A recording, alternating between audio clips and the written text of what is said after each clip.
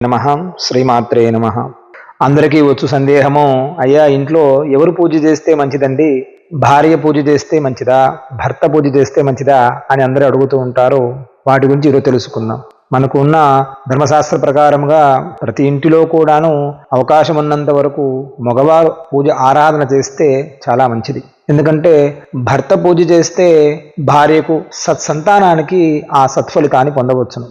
భర్తకు 50%, భార్యకు 25%, తదనంతరం పిల్లలకు 20%గా వెళుతుంది భర్త పూజ చేయడం వలన. అదే భార్య పూజ చేయడం వలన తనకు మాత్రమే లాభం చెందుతుంది తప్ప సంతానానికి లబ్ధి పొందుతారు కొద్దిగా, కానీ భర్తకు మాత్రం ఏమాత్రం రాదు. కానీ భర్త దీపారాధన చేయడానికి సంబంధించిన వస్తువులు కానీ పూజ చేయడానికి సంబంధించిన వస్తువులన్నీ కూడాను భార్య సమకూర్చాలి. ఇలా సమకూర్చడం వలన తను చేసిన ఆరాధనలో తనకు సగభాగం వెళుతుంది. కాబట్టి ఇందులో ఎలాంటి సందేహము లేకుండా